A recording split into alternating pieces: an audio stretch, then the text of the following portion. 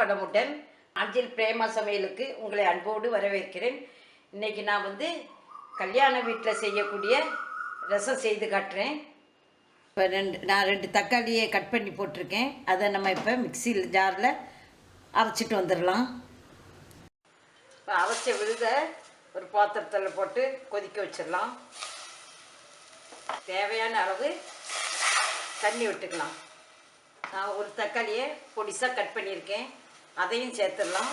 சேர்த்துட்டு கொஞ்சம் தண்ணி விட்டுக்கலாம். கொஞ்சம் மஞ்சள் பொடி போட்டுக்கலாம்.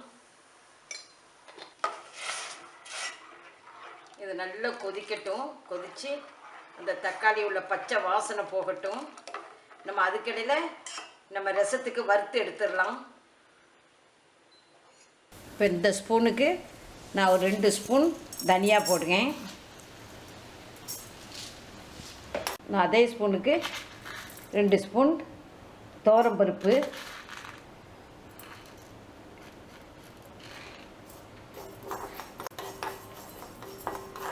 இப்போ 2 வரமிளகாய் போட்டுக்கலாம்.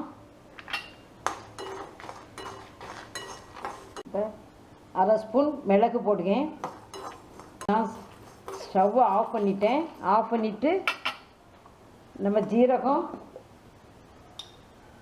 1 ஸ்பூன் போட்டுக்கலாம். நீங்கள் நார்மலாகவே இந்த மாதிரி ரசத்துக்கு பொடிச்சு வச்சுக்கலாம். தேவைக்கு எடுத்துக்கலாம். கூட கொஞ்சம் கருவேப்பிலை.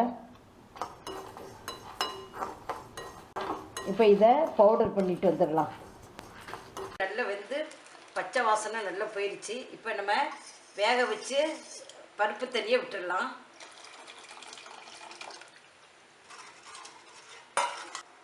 தேவையான அளவு உப்பு போட்டுக்கலாம்.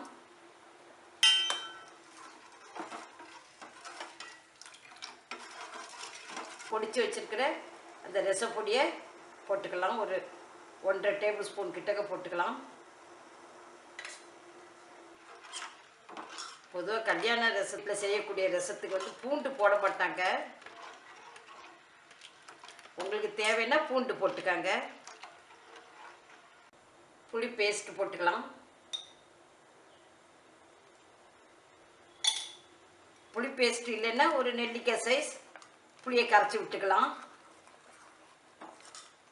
இந்த ஸ்டேஜில் உப்பெல்லாம் பத்துவான்னு பார்த்துக்காங்க. நான் லாஸ்ட்டில் தேங்காய் உடைச்ச தண்ணி அதை விடுவேன்.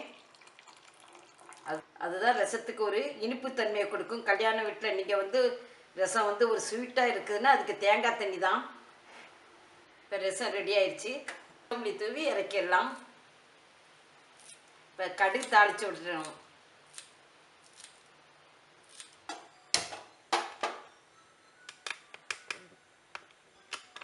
இது நம்ம நெய்யில் தாளித்து விட்டால் இன்னும் ருசியாக இருக்கும். கடுகு போட்டுடலாம்.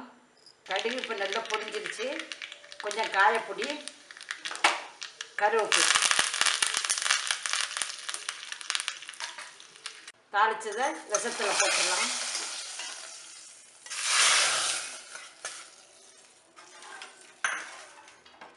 இப்போ ரசம் ரெடி ஆயிடுச்சு.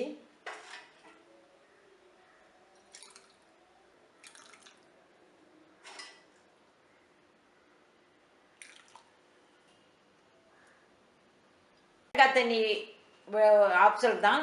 தேங்காய் தண்ணி இருந்துன்னா விடலாம், இல்லாட்டினா இல்லாமையும் செய்யலாம். அதுக்கு பதில் கொஞ்சம் சின்ன துண்டு வெல்லம் போட்டுக்காங்க.